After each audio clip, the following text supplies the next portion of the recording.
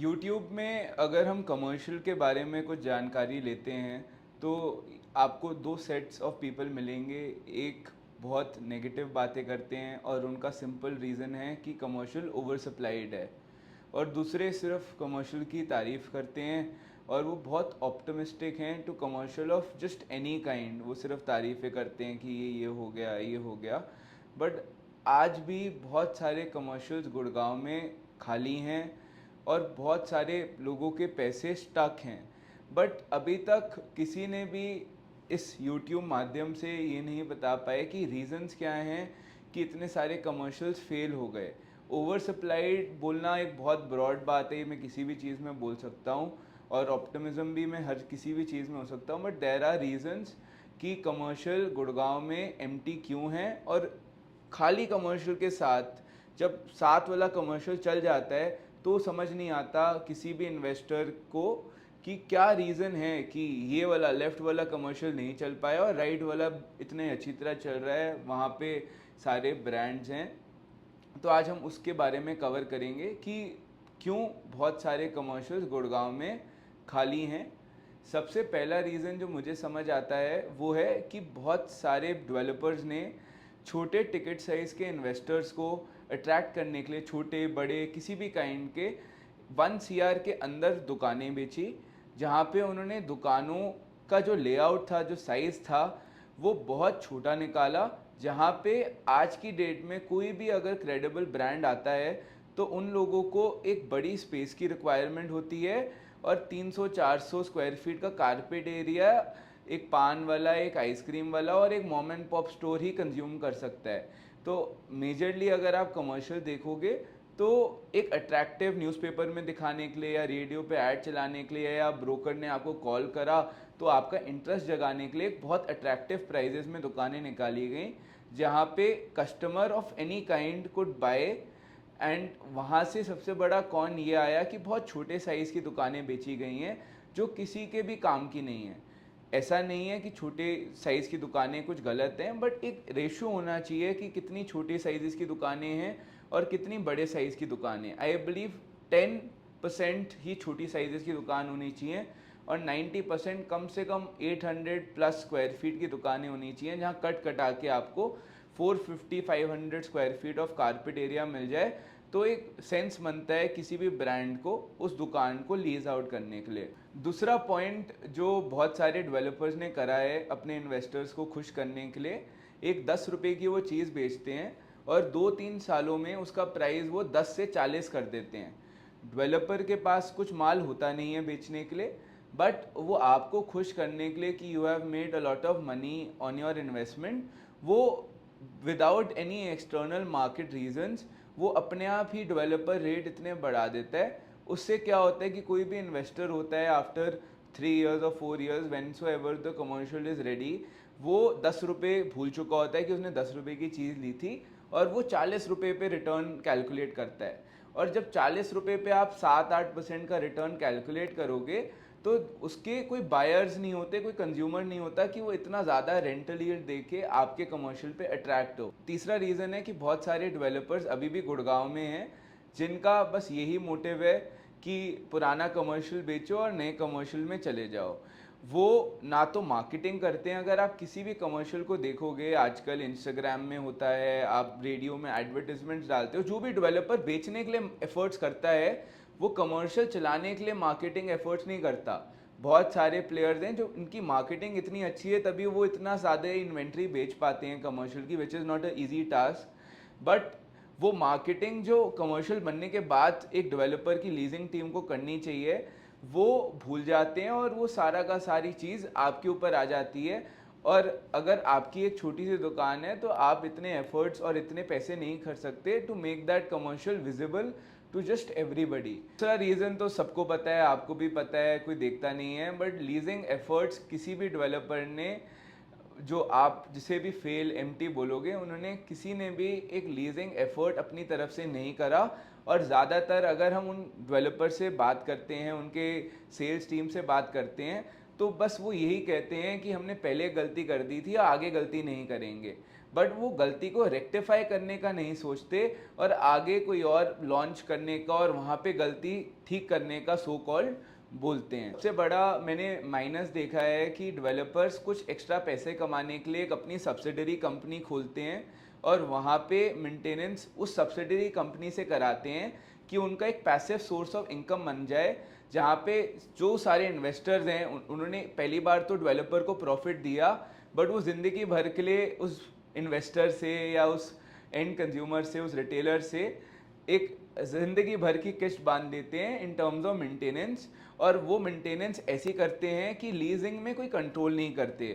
Leasing में control ना होने अगर आप देखेंगे कुछ कमर्शियल्स हैं जहाँ पे जेप्टो, ब्लिंकिट के इन्होंने आउटलेट्स खोल दिए हैं, वहाँ पे दिन भर सिर्फ डिलीवरी वाले बैठे रहते हैं और हर काइंड ऑफ दुकानें वहाँ खुल जाती हैं, मसाज पार्लर्स खुल जाते हैं और वेरीड काइंड्स वहाँ पे ऐसे चीज़ें खुल जाती हैं जो कमर्शियल की जो लुक एंड फील है और जो एक फैमिली के साथ बंदा आना चाहता है वो कंफर्टेबल फील नहीं करता उस कमर्शियल को यूज़ करने के लिए। और जो सबसे बड़ा रीज़न है जो आप लोग, बहुत सारे लोग अभी भी नहीं करते, वो ये है कि जब आप दुकान लेने जाते हैं, जैसे अभी गोल्फ कोर्स रोड पे भी एक नया कमर्शियल आ रहा है, वो एक्स अमाउंट ऑफ कमर्शियल में बोल रहे हैं कि ये आपको लीजिंग मिलेगी, this is the rental yield which you could look at. But अगर आप मार्केट में देखेंगे तो वो आसपास का कोई भी कमर्शियल नहीं ले रहा और वो बोल रहे हैं कि ऐसा कर देंगे, वो कर देंगे, उसके रीजंस भी नहीं है इनके पास। वो बोलते हैं सर आप देखो ये हमारी अच्छी चीज़ है, हम ये इस रीज़न से कर देंगे, उस रीज़न से कर देंगे, बैकग्राउंड उनका बोलता नहीं है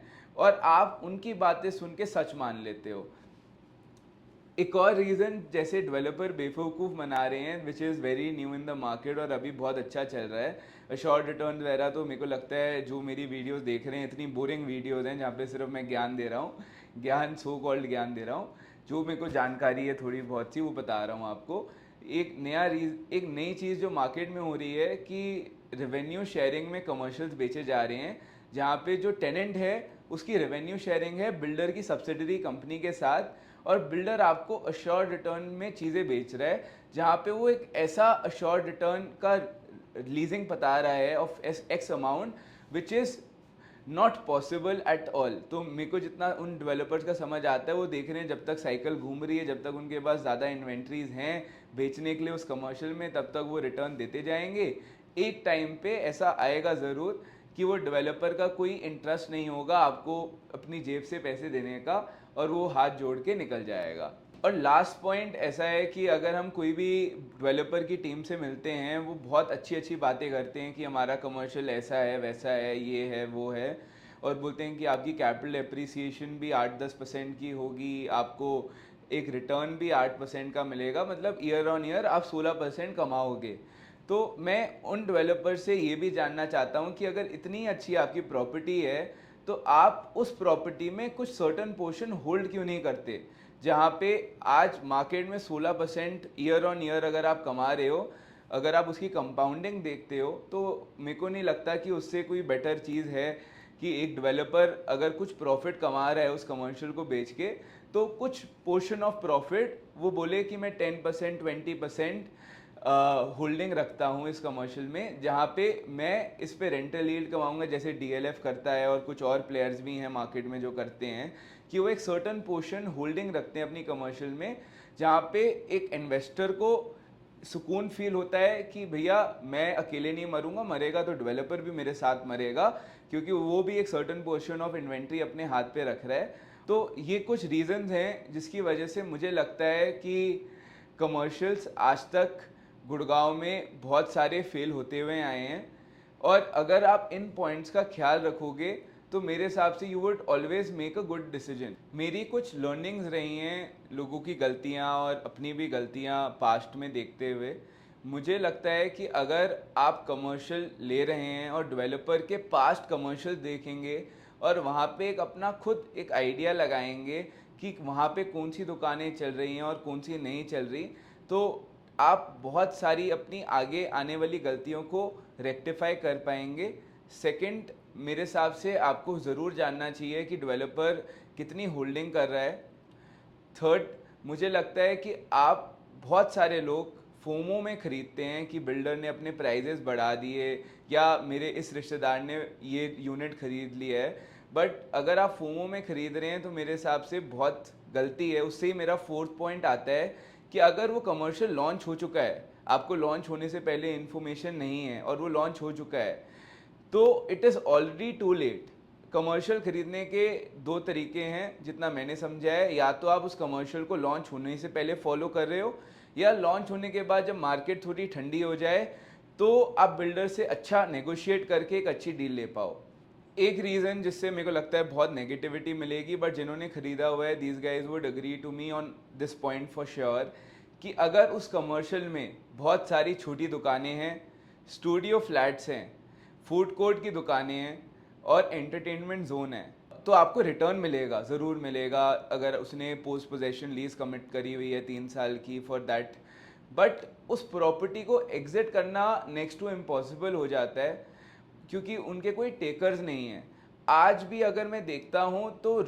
इन्वेस्टर्स जो रेडी टू मूव इन में देख रहे हैं या कोई भी अपनी दुकान खोलना चाहता है, तो ग्राउंड फ्लोर हो या फर्स्ट फ्लोर हो, their preference is entirely on a road facing shop where these guys have the visibility from the road and they are not dependent on the developer। और मैं भी आपसे यही रिक्वेस्ट करूंगा, चाहे कितना भी अच्छा डेवलपर है, आप कैसे भी नाम के साथ जा रहे हैं, टू निलिफाई अ रिस्क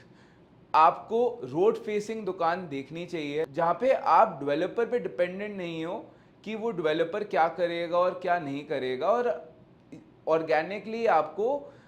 वो मार्केट जैसे ही मेच्योर होगी आपको अपने आप उस दुकान के लिए टेनेंट्स मिल जाते हैं। क्योंकि आज तक till the timing I have seen a lot of commercial which are there in Gurgaon, बहुत कम कमर्शियल्स हैं जिनकी रोड फेसिंग दुकानें खाली हों, बहुत कम, बहुत कम। में तो आप चाहूँगा कि आप मुझे कमेंट सेक्शन में बताओ कि कौन से हैं, एंड प्रोबेबली हम डिस्कस कर पाएँ कि ये कमर्शियल में रोड फेसिंग दुकान भी क्यों नहीं चल पाई। प्रॉबेबली उसके कुछ रीज़न होंगे और मैं वो ज़रूर उस पर वीडियो भी बनाना चाहूँगा और कमेंट सेक्शन में डिस्कस भी करना चाहूँगा। अगर आप मेरे से पूछे हो तो कमर्शियल की इन्वेस्टमेंट गलत है या सही है, तो मेरे हिसाब से आज की डेट में after the fourth floor norm which has come, मेरे को लगता है कि हाई राइज और कमर्शियल ये दो सेगमेंट्स हैं जिनमें अभी भी बहुत स्कोप है एप्रिसिएशन का। और अगर आप सही टाइम पे एंटर करते हो एक सही डेवलपर के साथ, तो कैपिटल एप्रिसिएशन तो मनेगी, बट रेंटल यील्ड ऐसा कुछ नहीं है कि ओवर सप्लाइड है। जब जनता आएगी तो कहीं ना कहीं घूमने जाएगी, घर पे कोई नहीं रहता, कभी ना कभी तो घर से बाहर निकलेगी। वर्क फ्रॉम होम भी सब बोल रहे थे कि अब जनता वर्क फ्रॉम होम ही करेगी, घर से बाहर नहीं जाएगी, बट आज कोई भी कंपनी नहीं है जो 100% वर्क फ्रॉम होम अपने एम्प्लॉयज़ को कमिट करती हो। हर कंपनी एक हाइब्रिड मॉडल में शिफ्ट हो चुकी है। तो जब कंपनी शिफ्ट हो गई हैं तो आई एम श्योर कि everything would be back to normal. और अगर आप एक अच्छी दुकान एक अच्छे डेवलपर के साथ आज कभी भी 10 साल बाद कभी भी लोगे, कोई रीज़न मुझे नहीं दिखता वाई यू वुड फेल। अगर मैं कुछ माइक्रो मार्केट्स की बात करूं जहां पे मैं बहुत एक्साइटेड हूं, पहली होगी golf course extension road because of the development which I am foreseeing in that segment in the coming year. Second is SPR extension, जहाँ पे भी बहुत बड़े प्लेयर्स आ रहे हैं और बहुत महंगी टिकट साइजेस में लॉन्चेस कर रहे हैं, जिससे मुझे लगता है कि SPR एक्सटेंशन में अगर कुछ कमर्शियल आए तो would always make sense. And third is new Gurgaon which is and consumer friendly, जहाँ पे आज अगर एंड कंज्यूमर कहीं भी मार्केट में जा रहा है तो that is new Gurgaon. And जैसी न्यू गुड़गांव में ऑक्यूपेंसी बढ़ेगी, it is bound that more and more commercials would work. Thank you.